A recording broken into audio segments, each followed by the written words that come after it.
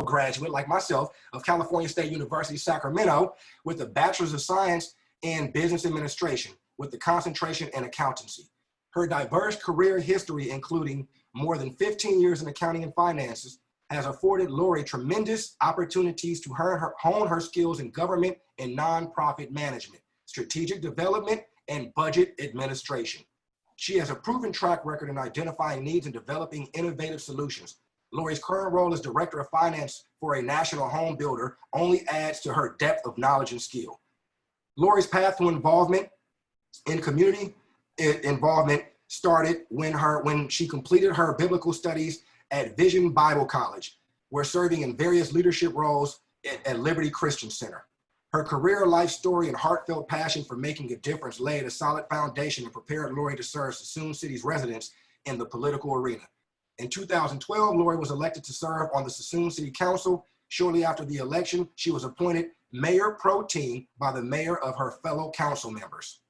November 2018, Lori was elected as mayor of Suisun City, and while Lori often has to make tough decisions, her priorities and her focus continue to be on projects that will increase the quality of life for Suisun City residents, improve economic sustainability, and overall safety. She believes Suisun City can become an even greater place to raise a family and build successful business. Nice. Welcome, Lori. Hi. Thank you for having me. Thank you for being here and taking your time. I know you got a busy schedule, so. I think that's an understatement right now. And the level of, I think the Zoom environment has made it even more busy than it already was, especially between the pandemic and all the crises happening. Time is precious. Yes. Definitely. So great segue to bring up the pandemic, the epidemic, that's going on right now with the COVID-19. Yeah. And we're getting, obviously mixed reviews, mixed information. Right now, if you go on the news or if you're following anyone on social media, we're talking about a second wave, while some cities are going through their steps of reopening. Right. Where does Suisun City sit right now in that process? Are you looking to now possibly fall back on your opening? Or are you guys fully open where you are right now? I think we're open. We're staying with the guidelines that the state has given and the county, and that's really who governs whether we're open or not open. And then what we look to do from a local point of view is to ensure that whatever we're doing it in a safe way that keeps people healthy and allows us to conduct business, not just from a government point of view, interacting with City Hall, but for our businesses, that allows them to conduct business in a way that they can keep the economic engine moving, but at the same time, keeping people safe and healthy. And I think that's what's most important at this time, is that people maintain a sense of stability and they stay safe and healthy. And so that's what our communication has centered around, because most of the directives or guidances come from our State of California Public Health and our Solano County Public Health. And that's important to make sure that we follow those guidelines. So what are some of those guidelines or legislation? Like I think I heard in California, it's mandatory that you wear a mask. So that's throughout all of California. And what realms are that? That means grocery store? That means when you're going, let's say the mall, like what places do you maybe not have to wear a mask, or is it every place that's public? It's all public spaces. And I want to back up a little bit because, it's unfortunate that this whole debate around keeping people safe and healthy has been politicized. And it makes it so people are really unsure about what the guidelines are, and they're not sure if those guidelines are backed by scientific data, or are they just somebody's whims. And so I just want to assure people that we have scientific data that supports people wearing cloth masks. If I told you today that I can prevent you from getting COVID, you're 5 times less likely to get COVID, you would say, great, what should I do? And I'll tell you is wear a cloth mask when you're out. And so, and people get nervous about that because there's a whole host of reasons why. But our California state governor, Governor Newsom, thought it was important because we did so good in the beginning. California was leading in terms of the policies that we were setting in place to keep our residents safe and healthy. And then when we started to reopen, people forgot about all those things that we were supposed to be doing. And so we want to remind people, you know, and so he made that part mandatory, that mask, remind people to wear masks, to avoid being in front of someone if you don't have to, stay home when you're sick. And so it's important that people, when they're out and about, grocery store, common areas, hallways, if you're not at home, basically, or in your vehicle, if you're around anybody else who you're not sheltering with, meaning your immediate family who's sheltering at home with you, wear a mask. And that's really what it is. And it does a couple of things. It keeps you, in case you're asymptomatic and you're not having any symptoms whatsoever, and you may have COVID, it keeps you, it lessens the chance of you spreading it to others. And then it also has some protection for you in terms of people who may be around. So it's about keeping not only you safe, but others safe. And I know we live now in a society where we focus, well, especially in America, we pretty are myopic. We focus on self quite a bit, but this is that time where we get to realize that we are a part of a community, we live in a community, and so we're wearing a mask for the benefit of the whole community, not just ourselves. And I think that's a great point, is a lot of the time, a lot of people think it's to prevent me from catching it, which it is. But it's more so, as you just mentioned, for you not to spread it. Because if you got that mask on and you sneeze, it's not now projectiling out everywhere else. So it's a lot of the reason is because you want to make sure that if you are asymptomatic, that you're not continuing to spread any of those necessary germs or viruses. So that's crucial. Absolutely crucial. And I think when we realize that we don't want our whole economy to shut down, but if we don't take the necessary steps to keep people safe and healthy, shutting down our economy will be the least of our worries. Right. And you touched on one thing too, in a lot of speculation is around, obviously, because this is a voting year, that it is being a political situation more than a health situation, and that, you know, whoever's perpetuating the fears, whether it's the Democrats or Republicans, it's not a political strategy. It's a health strategy, and these numbers that we're getting are real numbers. These people are really being affected by it. You know, unfortunately, Khalil and I both personally know some people who have passed from COVID-19. So, and it's one of those things where avoiding, like you mentioned, myopic. That's a great word. It's not just yourself. It's everybody in your neighborhood. It's everybody that's around your family. Your cousin or grandmother or whoever may have some health issues that they're not aware of, right? And they might not be able to battle off, you know, this influx of a virus as you are. So it's making sure that, you know, once again, he's coming back, get grounded. And that's one of the things that we talked about earlier in some of our other calls is, you know, this kind of created an opportunity for us to get grounded and get centered, you know, going back into focus about what's more important in our life. You know, it's our family, you know, it's our relationship with God, you know, and coming back to that, and then, you know, just really keeping our mindset on that. And then that's going to help us, you know, get out of this. That's going to help us be able to be in a better situation. And come out stronger. I think that was something that when we first went into this, I was calling it the Great Reset, because that's what it felt like. It felt like we were resetting everything. We were resetting the economy. We were resetting our personal economy. We were resetting our family, what we valued as family time. You know, I had the opportunity before this to spend any time I want to with my cousins and my family, but didn't. And I have spent more time with them during this time over Zoom and just text messages, because I think everybody looked at this as an opportunity to reconnect, and we forget, because we, especially living in America, we think we are invincible. And we have that mindset, and it's a good mindset. It's good to think you're Superwoman or Superman, because you can do amazing things when you put your mind to it. But I think what this pandemic taught us is how fragile we are, how vulnerable we are, how much we need one another. And I think this season has allowed us to connect with one another in ways that we weren't doing before. And that has been good. And I think in a lot of ways we will come out stronger because people have taken the time to assess their life that they wouldn't have had time before because we were so busy. There was so much happening.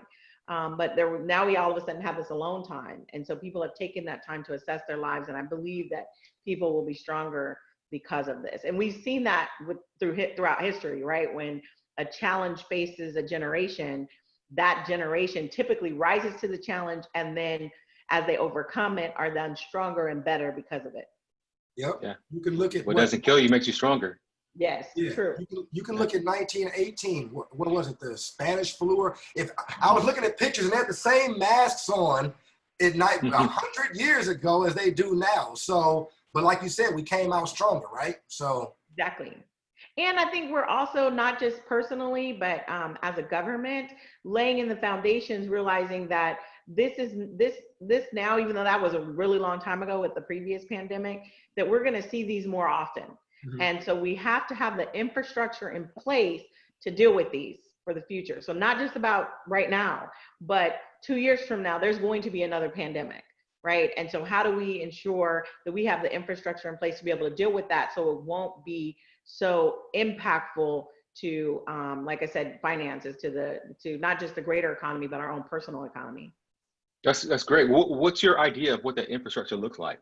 As far as locally, and obviously, it because that's what's going to affect our day to day more than national infrastructure Absolutely. places. So what does that look like for Suisun?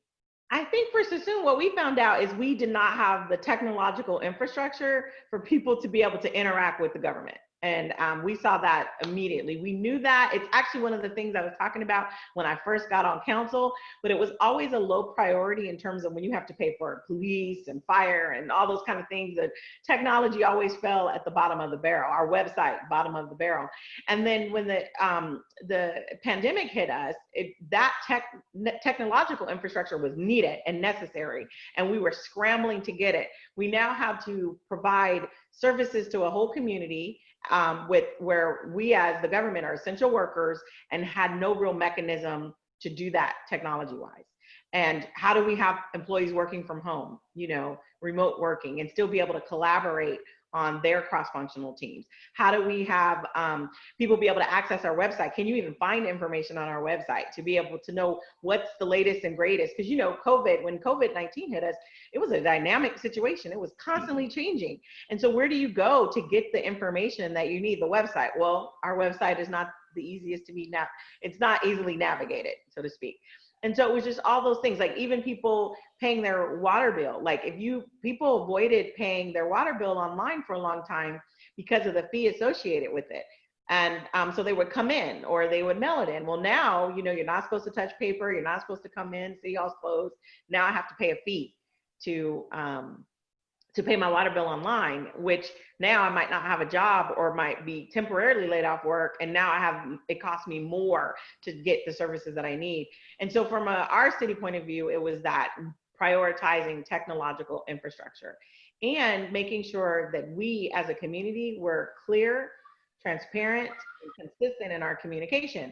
And so that's why we started the weekly town halls during COVID. Every Thursday we had a town hall and we would give those latest updates and talk about the impact that COVID had on our community and make ourselves available for people who had specific questions about how to navigate it here in Suisun City. And so I think that's one key thing for local government, is having that infrastructure to be able to interact with the community beyond being physically present. That was a key one for us. Yeah, I know exactly what you're speaking to about the water situation. Like I mentioned to you before, I have a real estate team. We had a closing in Suisun City right a week into COVID-19. Yeah. And my client was, wait a minute, how am I going to turn my water on? Like, Yeah. I can't get anybody on the phone. I can't go to the water, to the water department. Obviously, we found a workuaround. They actually got the water, and I was surprised they ended up getting her water on within one business day. Mm-hmm. So, kudos to you guys being able to scramble and put things together. But yeah, that's definitely a real issue and a real concern with, like you said, if there's another pandemic or when there will be another pandemic coming soon. Or just anything, because Mm-hmm. we are just, like, I think we realize our vulnerabilities. I mean, it could be a pandemic, it could be an outbreak of war. I mean, it could be anything. And I think just realizing that need to really have a plan in place. And when stuff pops off, it's not necessarily the plan that works, because usually it's not exactly to the plan, but going through that thought process of planning allows you to have a great set of choices before you that allows you to move expeditiously. And so we're doing that now. And not only to make ourselves whole from this time, but to prepare us, for the next time. Yes.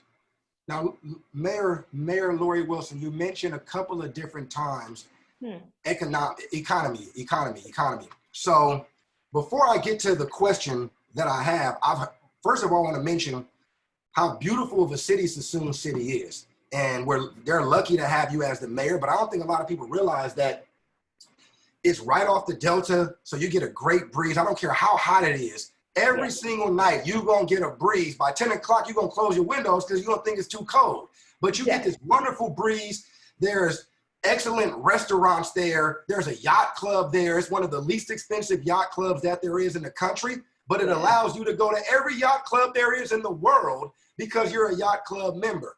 There's hotels, restaurants. The It's factory is there. You got beautiful companies like the Wiseman Company who have One Harbor Center, which is a Class A office building space for people to then look over the water and beautiful scenery. So I want to first of all say, Suisun City is a wonderful city. I'm proud to be your sister neighbor in Fairfield because I get that residual breeze in my neighborhood at night. Okay, so I love it. But the real estate market's great there too. Leftovers.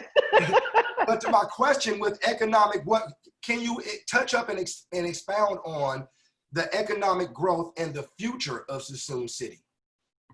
Absolutely. And that's one of the things I'm really excited about. You know, one of the reasons why I decided to move from council to mayor was I felt like we needed a strong mayor that would focus on economic development and look for ways to say yes versus no when opportunities came our way. And I felt like as a council prior to that, when an economic development opportunity came, we were looking for ways to say no, you know, like it doesn't fit, but can we make it fit? And not to force something. I'm not trying to put, you know, a square peg in a round hole, but to see how can we take this economic opportunity and work it to fit who we are as a city and leverage it for an opportunity for us. And so we have totally shifted our focus to that. I'm excited about all the projects that we have in the pipeline.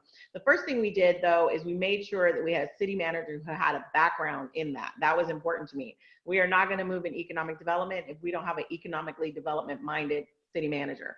So I was happy that as soon as I was able to become mayor, that was our first decision as a council, was to bring in a city manager who had that background. And what was interesting about his background, that's Mr. Greg Folsom, is that he also had a background in redevelopment. And so he had cut his teeth there. And so he knew the dynamics that we were faced with as a city who was primarily a redevelopment city, having to shift now its focus to using economic development without that economic tool. And so he brought that to the table, and we have just seen a growth in that particular area. There is, and actually that one just got not tied up, but we got a consultant side of it. There's now every single property in Suisun City that's vacant, and especially those owned by the city, now have a plan or the start of a plan. Some of them have been actively entitled and have contracts on them, where we're looking for certain retail opportunities that are becoming to Suisun City. And I wish I can say what they were, but I can't yet. So it's in negotiation phase. But we expect our community, and at probably about 3 years from now, to look pretty different and to see some of these vacant properties developed. And I'm really excited about that. And that's just with the work that this new council has done in the last 18 months. So we are moving forward as a city, making sure that we have that tax base that can provide the services that we need for our community. And at the same time, give the people of our community a better quality of life through making sure that goods and services are available to them within walking distance of their home. Because our community, they leave for everything. They still leave for a lot of retail opportunities, and we want them to be able to, you know, take advantage of those retail opportunities in their city. And as I always say, I want to fix my streets, not Fairfield. And I go, every time I buy something in Fairfield, I'm fixing your streets, Khalil. I don't want to do that. I want to fix Suisun City streets. Well, I do some things in Suisun, so I'm helping fix your streets as well. Thank you. It's a mutual thing. And I love them. Don't get me wrong, they're good. They're a good city, good partners, and there's a lot of things we collaborate together. And so, but you know, I look at it as it should be a mutually beneficial relationship, not one-sided. And our community has to leave so much, whether to Fairfield or Vacaville, for everything. And there has to be that opportunity where you get to live in a community and thrive in a community and then invest in your community and see a Yes. return on that investment.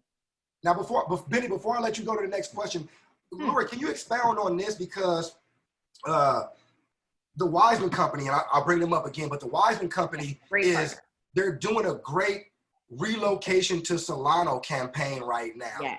Because a lot of people live out here and they go out to places like San Jose or San Francisco for work. I was reading an article recently where Google is trying to open up a hub out here in Solano County for people, instead of doing so much traveling, they can be a little more local. And I think I want to speak to the business owners to let them know these are prime locations to relocate your business to. Oftentimes, what you pay $10,000 a month for out there, you'll get for $6,000 or $5,000 a month out here. Mm-hmm. So it's a price difference, but then you get to work in the cities that you live in, which, like you said, impact your cities economically further down the line. So can you speak to that? Yeah, and kudos to the Wiseman Company. They're a great company in Suisun City, a great partner. They have the One Harbor Square, and they regularly, I know they're doing the relocate to Solano, but I love how they highlight our community on a regular basis on social media and all aspects, so that people know that there are some great communities in Solano County, including our city of Suisun City and what we have to offer. So it's partners like that that amplify the work we're trying to do to make our community better is really vital for us being able to progress forward. But as far as, now I lost track of, you asked me a question and I lost track of the question. About if I just wanted you to touch up on the opportunity of businesses relocating to a place like Solano where their actual employees live. Yeah, and I think what we saw with the pandemic is we saw this, it accelerated that interaction that a consumer has with the company that they're trying to receive something from, whether it's goods or services, online. That ability to be online versus in focus. So I think what a lot of businesses saw is that need to have various ways to interact online and have additional hubs for that. And so you saw that with Google, you saw that with other companies. Like, I don't have to be in San Francisco or San Jose in the Mecca. I can go to these outlier communities where my workers are. It allows my workers to now be able to not have to commute so long, right? And involve the transit system, which people are nervous about.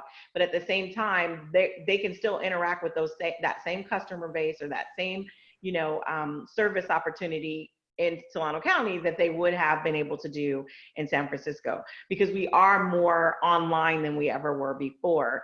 And so I think that's really important. Yeah, exactly. And that's one of the things we're actually seeing in the real estate realm as well. The tech companies have recognized that they could have the same amount of work done, if not more, with their workers working from home and working satellite.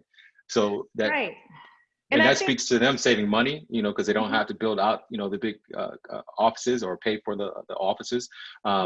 They're saving money. They're saving their employees on insurance and transportation. And then, so with that, we're seeing more and more people coming out of the Bay Area. And we've been seeing this over the last few years. People that are just tired of the hustle and bustle of San Francisco and Oakland, the inner city Bay Area, that are moving out. Right. Exactly. So speaking of that, I understand you talked about the commercial aspect. What about any residential real estate developments that would promote more growth into Suisun City? And how do you position yourself to get that influx of people moving out to the outer areas of the Bay Area? Yeah, we actually have, I want to say 6 housing developments planned and 2 multi-development plans that all will break ground within the next 3 years.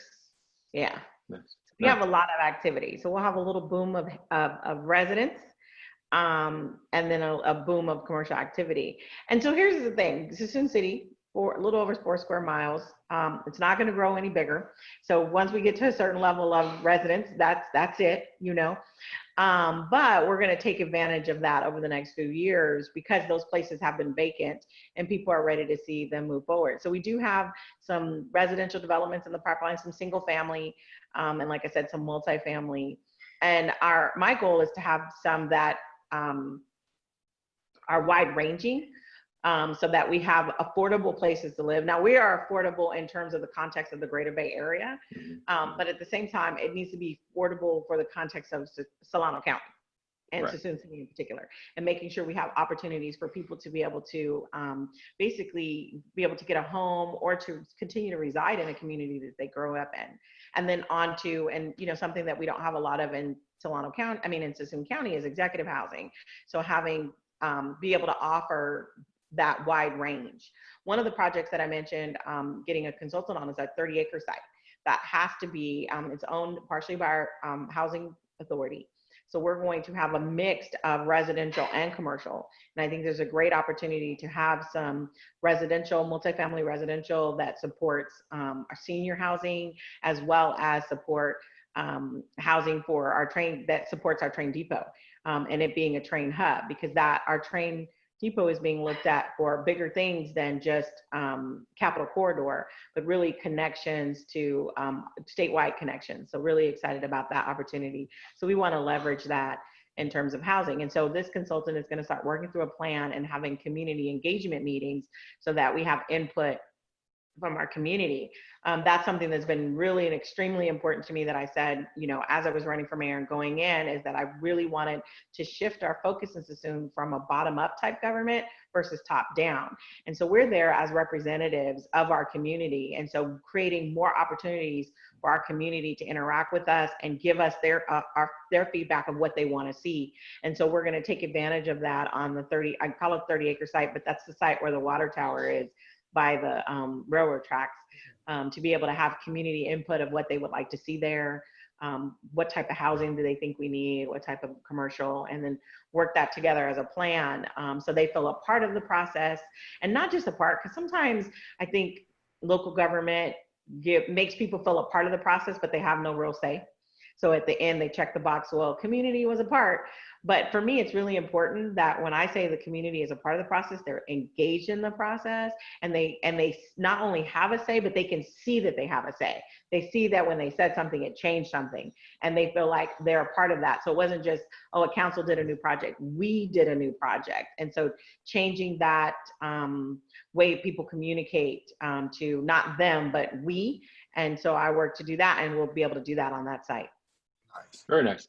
And how soon will that platform be set up? Is it set up now for? So we just got monies from the state for planning. So we're just now trying to, we just now got a consultant. So that's probably something that's supposed to happen maybe late fall, early spring. It somewhat depends on what we're allowed to do with COVID. Our meetings are not exempt, but we can have more people than normal at our meetings. But to really do that workshop effectively, you need a great deal of interaction. And so we're trying to see what that looks like with COVID, because we want people to be a part and feel like they're interactive. And sometimes on Zoom, that's not the case. It's hard to see things. It's harder. So we're trying to figure out the timing of that. And at the same time, having that input and keeping people safe and healthy. I will say this though, we won't say, oh, well, it's too hard, we're not going to do it, we'll just do it ourselves. That's not going to be the answer. It just might delay how we do it, so that we can have maximum participation and people can really give their input and not be hindered by technology, but be, you know, enhanced by it. A moment ago, Laura, you mentioned the great mix that you have in Suisun City. Now, correct me if I'm wrong. Isn't Suisun City either #1 or top 3 as far as most diverse cities in the country?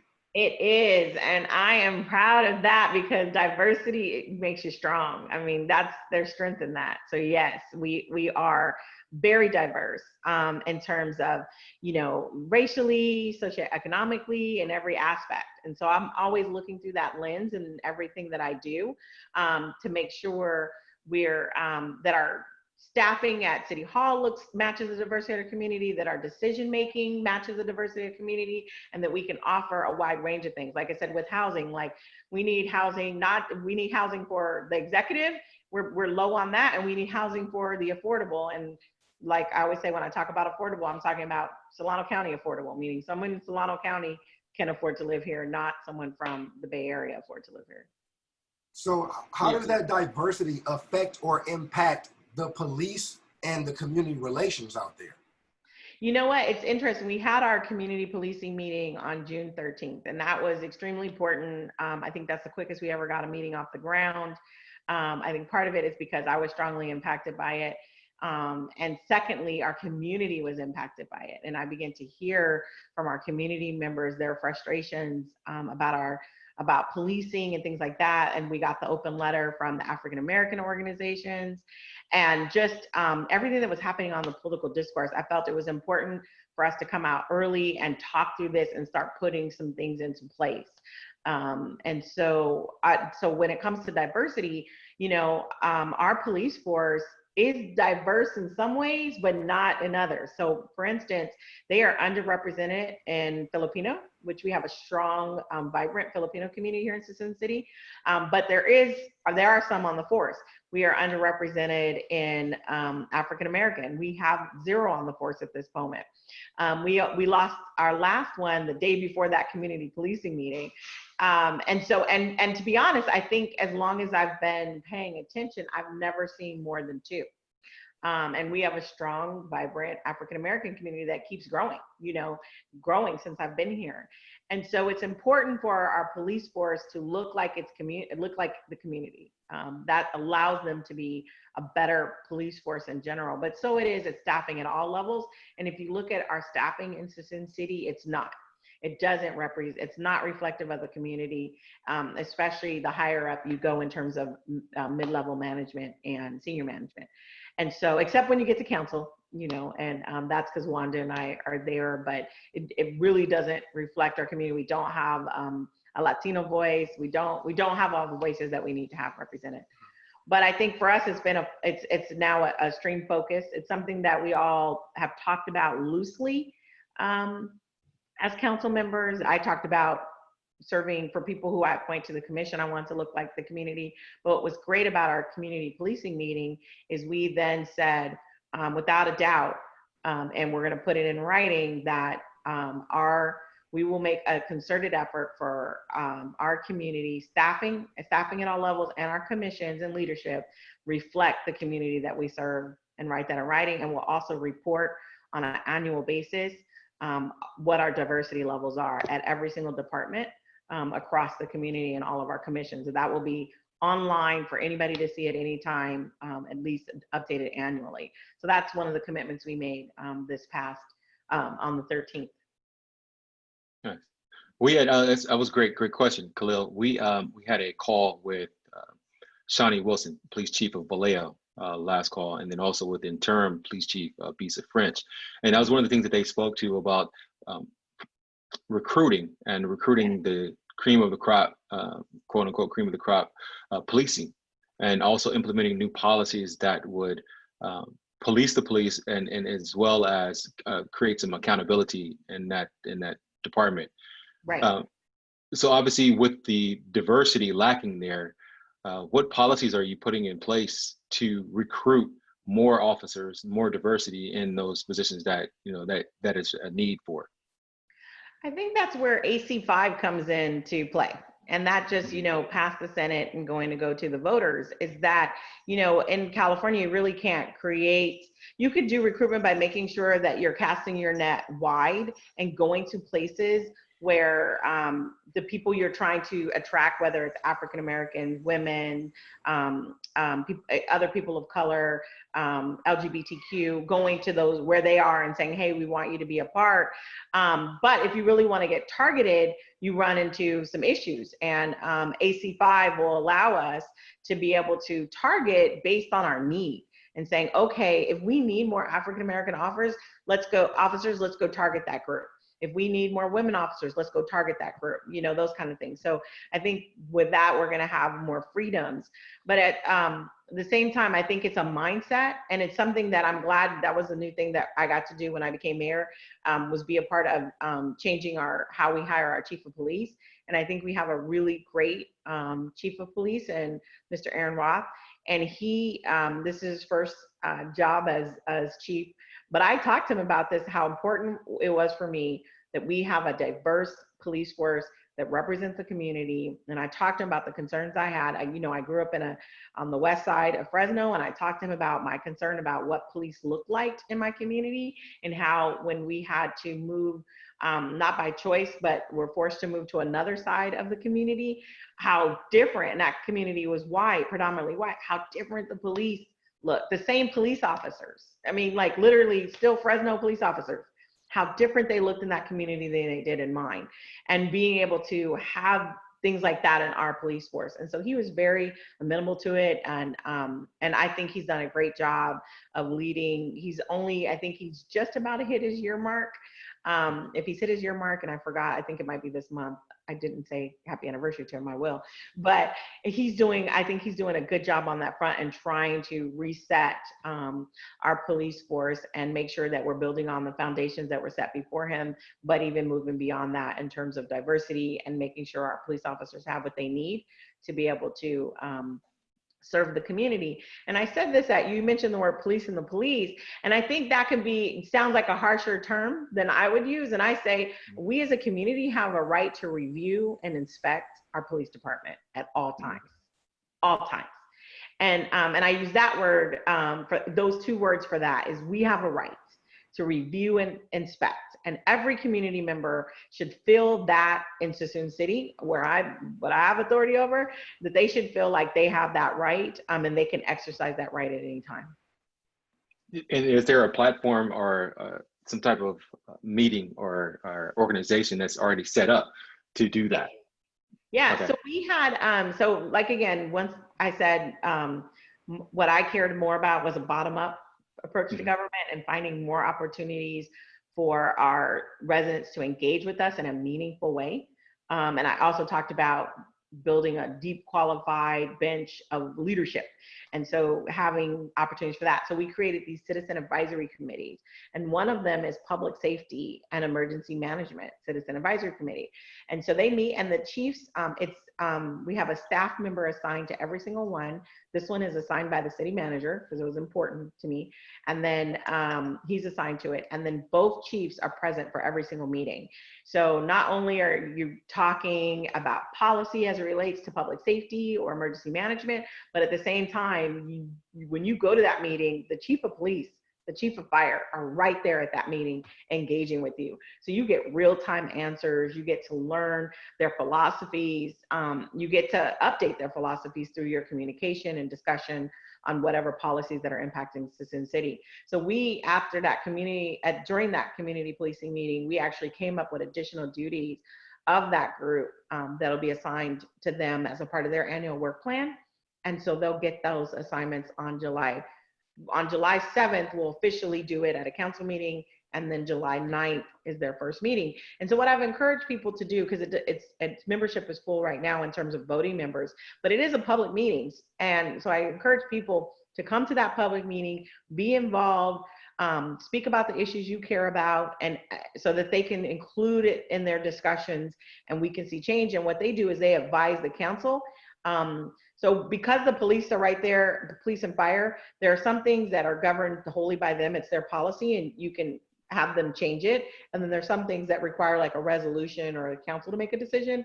And so those will work their way up to the council if it requires council, but if not, it could be changed right there immediately if one of our community members sees a gap or an issue that's not being properly dealt with. That's very important. So not to segue too much, but while you're talking about policies and different things, coming from a business owner perspective, what policies do you have to protect and promote the growth of small business, not only in Suisun City, but the neighboring city for Fairfield, Solano County in general? Right. So it's interesting. When I first got on, I wanted to do this business only meeting. I don't know if we call it business only, but just basically a meeting with our businesses, because it was important to me that in Suisun City, our business felt like they can thrive. Because I think there have been quite a bit of stagnation in terms of not new businesses coming in, or not really being able to take care of the businesses that we currently have, and creating business friendly policies. So they felt like there's a partner at city government that wants my business to succeed. And then we had all kind of things happen in my first year that was completely unexpected. So some of the things I wanted to do in the first year didn't get to happen. And then COVID hit us, which impacted our businesses in such an enormous way. Not just Suisun City, all of Solano County, but I mean, it just really hit hard to Suisun City because they were already treading water, right? They weren't thriving in any way. And then now you throw this whole pandemic in. So I created this committee called Economic Pandemic Impact Committee, Citizen Advisory Committee, and it's EPIC for short. And it's made up of 17 members. It's myself, I chair it along with the city manager as vice chair. We have 5 at-large members that were selected by members of the council. And then we also have 10 stakeholder members from large business to small, you know, Zen from the Wiseman Company is on it. We have John from Walmart. We have Cameron Najumi, who owns Popeyes, building the new hotel and has a few residential projects under entitlement. He's there. We have all of the chambers represented. It's a great group. And we're 3 meetings, going on our 3rd meeting so far. We've already enacted, made advice, and the city manager enacted the policy related to expanding retail opportunities and expanding retail and restaurants into the public spaces. And so being able to allow them to use the sidewalk cafe initiative, or even going into properties owned by the city to be able to expand their businesses so they can keep people safe and healthy, but at the same time making it worth their while to keep their business open. And so one of the part of this work plan of this community is to say, of this committee is, don't just think about pandemic recovery, but think about how we can expand existing businesses and expand the goods and services community by creating new businesses. And so we're focused on that. Coming up in 2 meetings, we're going to be talking about a shop local program, which is just that campaign for people to shop local and recognize there are opportunities to purchase goods in Suisun City, and being able to highlight various businesses that do that. So I'm really enjoying this committee. I'm enjoying the work that they're going to do. And I think that we'll really begin to see the fruit of this in the months to come about how powerful it will be. Another thing that we're doing is we're assisting in the revamp of our waterfront historic business improvement district. That has struggled over the years since the loss of redevelopment. And even just recently, the businesses we're talking about, we need to disband it. But we stepped in and provided support to them as a city, and they've been able to host new elections and consider at least sticking around for another year to see how they can really move forward in marketing the downtown area for those businesses. And we're happy to be a partnership in that, the city manager and myself. So I think we are focusing, when I say economic development and new businesses, we're focusing on existing businesses as well, and make sure they know they have a partnership in City Hall. Nice. When you mentioned that you lost redevelopment, let's get a little bit more clear on that, because you spoke about the waterfront project. And the waterfront, I mean, if anyone knows or been to Suisun City, the waterfront is phenomenal. It's a very beautiful, beautiful area. Some really great restaurants. And I mean, and if anyone you're partnered up with some really great business owners and really great business minds. So I'm sure this has come up with, redeveloping that waterfront into live places, like for instance, like Emeryville, where you could shop along the waterfront and you could purchase condos above, that look above the waterfront. So is there an opportunity for that, or is it just funding has gone away for an opportunity like that? And so when I talk about the loss of redevelopment, I talk about that program that we had for tax increments that was lost right at the same time as the recession was hitting. And, it allowed you to invest in the infrastructure and make a project pencil that otherwise wouldn't pencil, because no one would develop it. They wouldn't get enough return on their investment based on the level of infrastructure that has to be built, whether it's a new road or new sewage lines, things like that. And so that tool is gone. There is a modified tool that's not as powerful that exists now. And I know they're working on additional tools at the state level to be able to offer cities to be able to leverage resources to bring in those type of businesses. But yeah, we do have the plan for downtown. There's like the 700 block that there is a plan for that to be commercial on the bottom and residential on top up to multiple stories. The same thing in other key places along the waterfront. And so our hope is that as we move forward as a city and create a stronger tax base, that City Hall can be a partner in terms of being able to do some of that infrastructure, or being a facilitator in terms of state and federal funds, or, you know, regional funds, as we think of, like, you know, the 9-county Bay Area, to be able to leverage those resources to get businesses to come in and to be able to build. So that is the vision for downtown.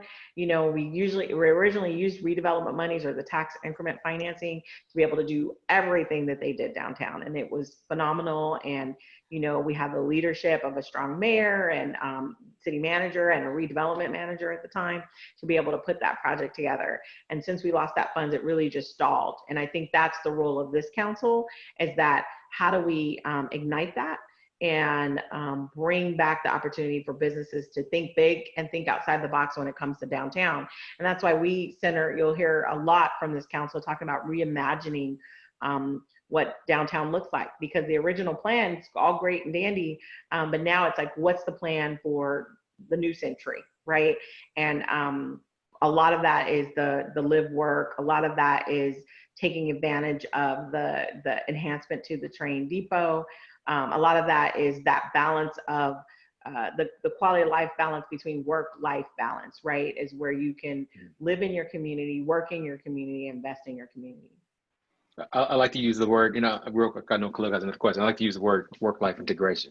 And that's a perfect scenario of that. You know, you live exactly where you work at, you shop where you work at, where you live at, and it's all in a very nice isolated community. So yeah, I mean, well, open community is a better word than isolate. Yeah, definitely. Well, I just wanted to we're approaching the hour. We're at the 50-minute mark. I know you got other things to do, so I just wanted to mention one thing before we let you go.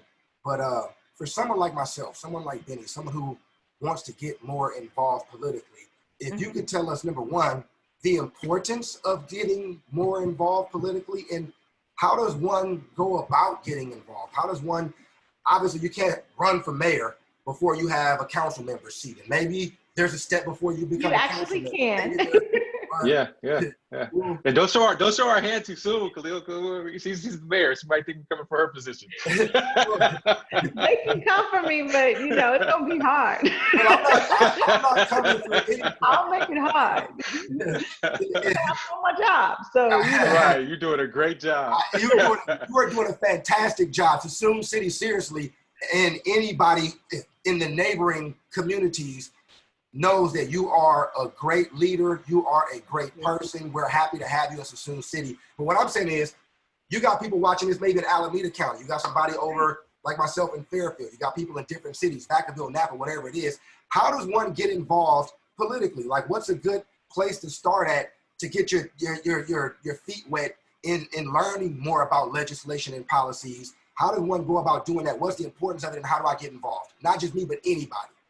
Yeah. So first of all, I tell people, one, start with the things that you're passionate about. I know for me, if I'm passionate about something, I give it my all. You don't have to tell me to study. You don't have to tell me to read. You don't have to tell me to talk to somebody. I'm going to do it because I'm passionate about it. So first start with, what are you passionate about? What do you care about?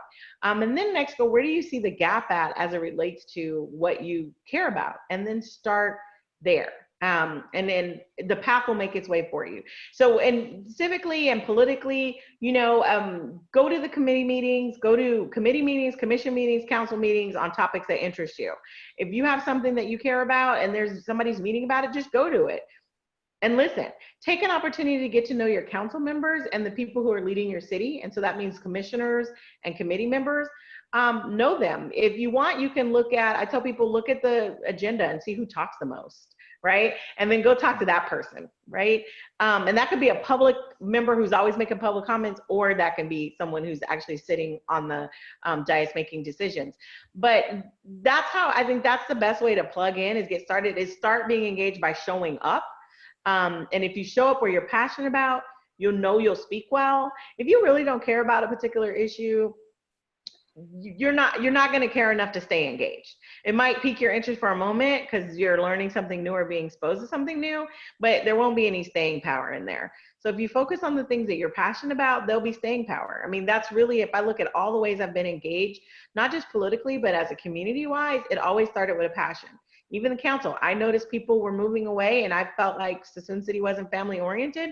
So I started talking to my council members about that. They thought that was important, but not important enough because they were focused on other things. And so I started becoming more involved through that way. But it was started with, gosh, there's nothing to do for kids in my community, right? And look at all the programs, well, before COVID, all the programs that we have bustling out of our Parks and Rec program and all the things you can do for kids in our community. That started from just it being a passion of mine and getting involved. I wasn't involved politically at all in my community before that. And so I always tell people, start with your passion, look for the gaps in the thing that you're passionate about, and then go seek to fill that gap. And your engagement will grow from there. It can't help but grow from there. Passion is crucial. I always tell people the 5 P's of success. It starts with passion, your purpose. You got to have a plan, surround yourself with the right people, stay persistent. But you got to have a purpose and a passion, because your passion and your purpose, they go hand in hand. So they do.